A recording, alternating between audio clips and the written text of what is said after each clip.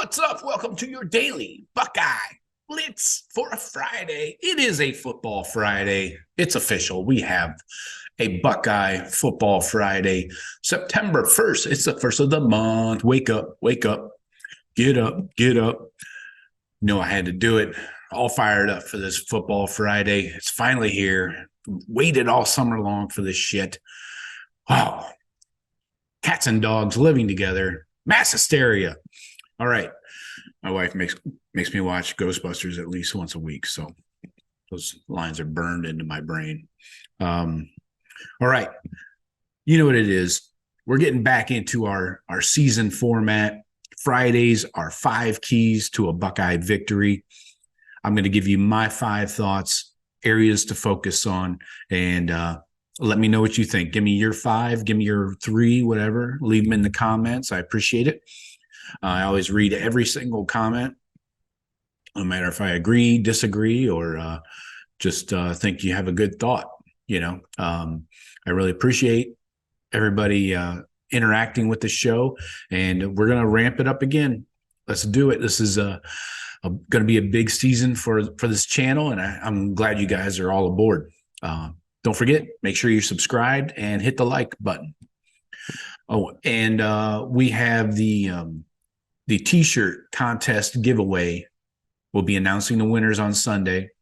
If you know your score, you probably will know. Well, you might not know. I'll read those scores off on the Saturday Blitz. How about that? We'll talk about it then. So right now, though, we wanted to get you updated here. Before I get into my 5 keys, Ryan Day spoke on Thursday about the special teams in their lightning round, they call it. He said it looks like Emeka Egbuka will do the punt returning, and Xavier Johnson will be doing the kickoff returning, at least for this week. They looked at a lot of different options to see who could do those things and possibly give some other guys opportunities. But when you're talking about returning punts and kickoffs, they require a certain skill set, he said. And there's a lot that comes with it.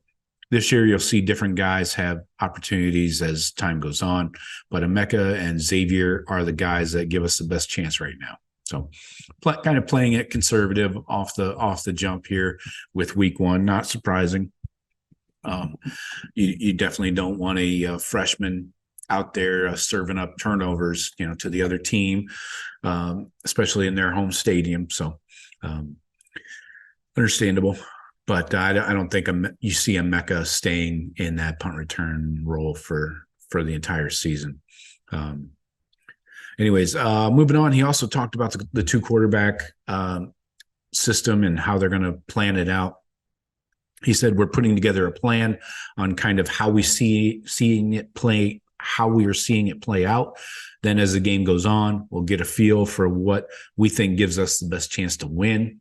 Obviously, by that he means what is the score after the first quarter, and how easily are we moving the ball? Is our defense getting off the field? Those things.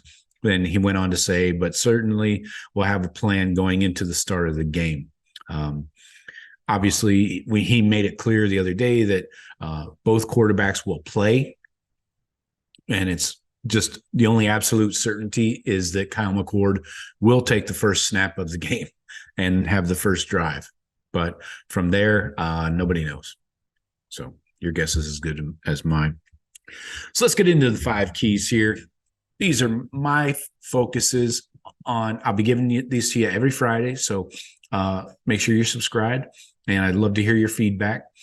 Number 1, first and foremost, and like we just talked about, we've got 2 new quarterbacks playing in this game, first-time starters.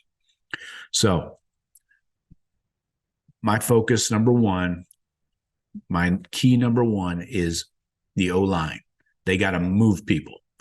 We got 3 new O-linemen, first-time starters. Well, in Power 5 football anyways.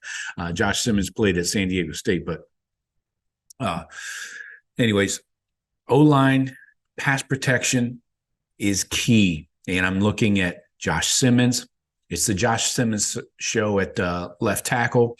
Probably should not say that too many times fast. Josh Simmons show. You're going to be going against a heavy blitzing defense. That's the old adage. Tom Allen is a defensive coordinator at heart. And the old adage is you blitz the shit out of a younger quarterback and you sit back in coverage against an experienced quarterback. So they're going to blitz the fuck out of whoever the quarterback is for the Buckeyes. So you got Josh Simmons, started all 13 games for San Diego State last year at right tackle, played almost 800 snaps, but his PFF grades were not good at all.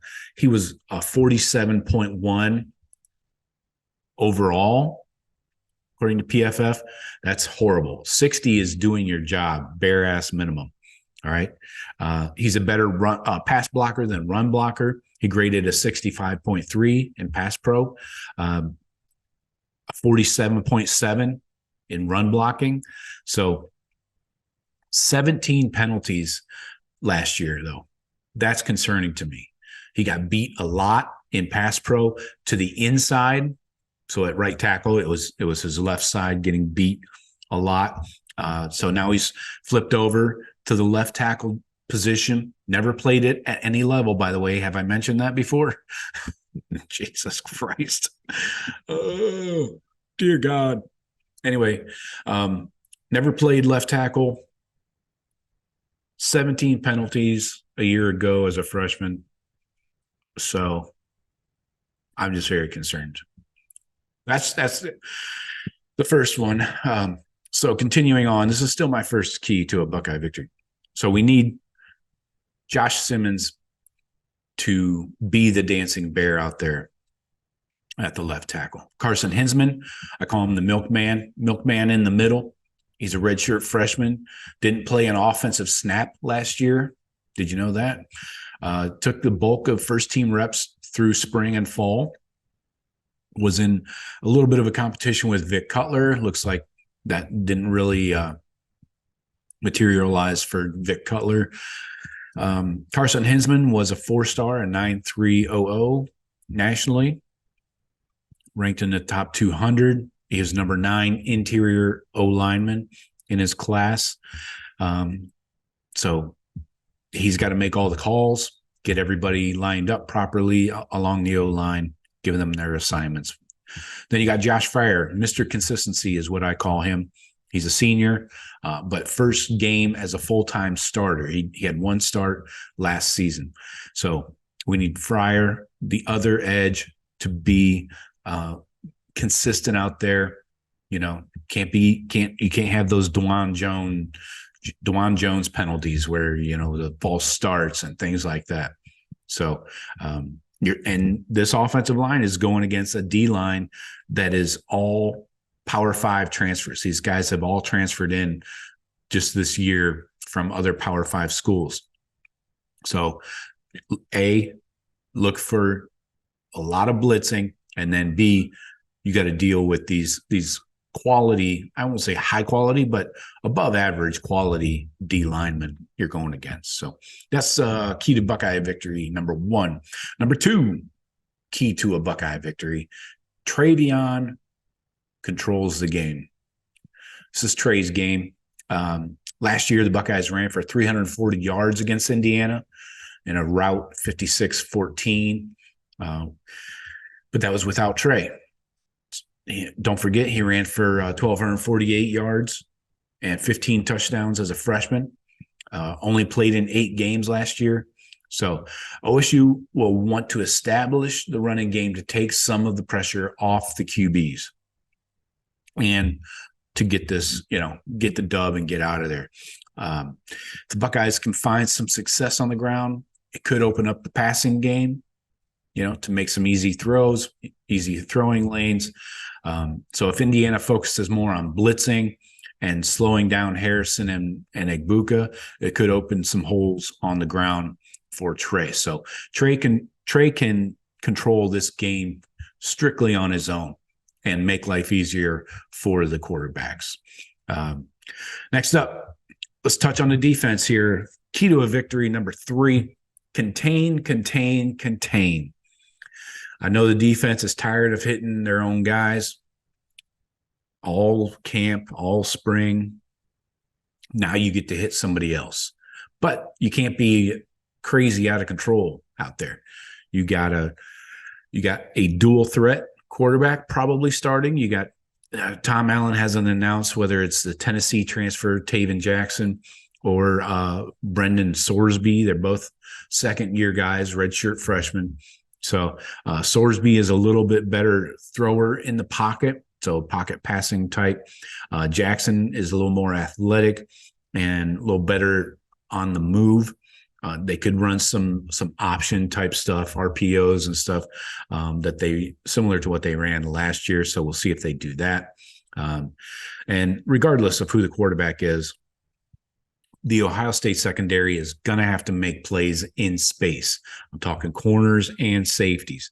They're going to try and get the ball out quick, to kind of thwart that Buckeye rush defense, and guys coming off the edge, Jack Sawyer, JT, they're not going to give them 5 seconds to get back there and beat the shit out of the quarterback. They want to get the ball out quick to their playmakers. So secondary must make plays in space, not just hands on balls, hands on dudes, more importantly. So make tackles. You got a returning receiver, Cam Camper. He'll be coming back. He tore his ACL last October, was having a really good year. He was a JUCO transfer last year before the injury. He's consistent. Hands are consistent.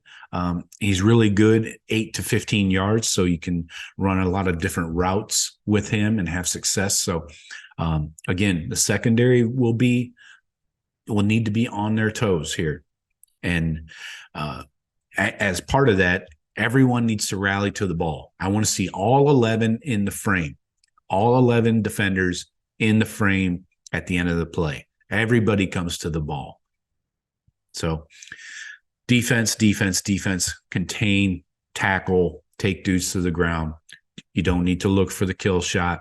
Just wrap, 1 step, wrap, 2 step. What's that? 1 step, 2 step, 3 step to the ground. Yeah. Anyway, the Spielman drill. Key to a Buckeye victory number 4. Relax. RELAX. Somebody went spelled out. This is my message to the QBs, both of them. Run the offense, make the routine plays routinely. Ryan Day's favorite saying. Statistically, Indiana had one of the worst secondaries last year.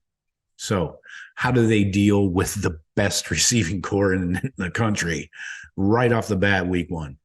Well, the secondary was experienced over the last 3 years, but they're pretty much all gone. You got Noah Pierre and Josh Sanguinetti. They're still around, but you're going to have a rotation at quarterback that will probably be 2 transfers and 2 redshirt freshmen. So guys that maybe couldn't play elsewhere and 2 guys that are pretty inexperienced.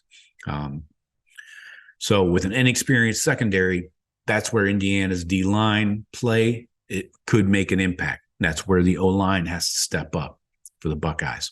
So the formula on Indiana on defense is it all starts up front. They are better at the line of scrimmage than they were.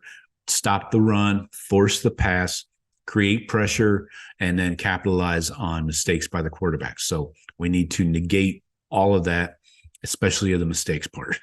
So relax, make the plays. If you got to get out of the pocket, get out, take your 5 to 7 yards, scamper out of bounds, throw the ball away if you have to. It's never a bad play when you do that. So, all right, last key to a Buckeye victory, number 5, run to win. This kind of ties into a previous key about Trey, but this one is more about the entire running back room because it's going to be warm. It's a 3:30 game. Don't forget CBS, 3:30 game. So it's probably going to be warm weather. Guys are going to get tight, cramps, got to hydrate, obviously. But the D-line for this Indiana team, like I mentioned, is all Power 5 transfers. So this is on the O-line somewhat and on the running backs. The O-line needs to blow people off the ball, throw dudes out the club, however you want to say it. And you're going to get a heavy dose of Trey, Mayan, Dallin, and the rest of the crew. So you got to keep those legs fresh. I know I'm not telling Tony Alford, I know he's listening, but I'm not telling him anything he doesn't know. So I think if you're talking maybe 40 carries, they had about 40 carries last year against Indiana. I think you go 20 for Trey, 15 for Mayan, 10 for Dallin, and then 5 for Chip and Evan combined. Then you might throw a swing pass here or there to Dallin, Evan, Trey, something like that. So maybe a couple through the air, but that's how I would divvy up the snaps. And all of that is to say that a successful running game, O-line working in concert with the running backs, will take a ton of pressure off the QBs, get ahead of the chains. Let's not get in third and longs. And with a successful running game, we should be in third and shorts, 3rd and 1, 3rd and 2, 3rd and 3, something like that. So keep the pressure off the QBs, make life easier for them. Let's see them execute the game plan and the playbook. So, and one other thing on the running game, besides the O-line, is who's in there when we go to 12 and 13 personnel at tight end. Who are the tight ends? I assume it's going to be Cade and Royer, but it could be Cade and G, G and Cade, and then in 13, is it Cade, Royer, and G?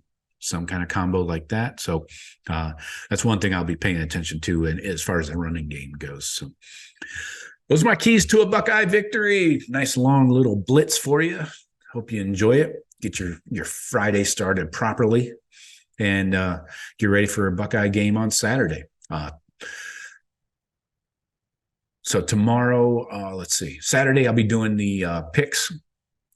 I'm picking a bunch of games, just top 20 teams, not 20 games, just a few handful, 5 to 7, something like that. So anyways, look for that Saturday morning, get your action in, get your bets placed, and we'll win some cash. All right. Talk to you later. Go Bucks.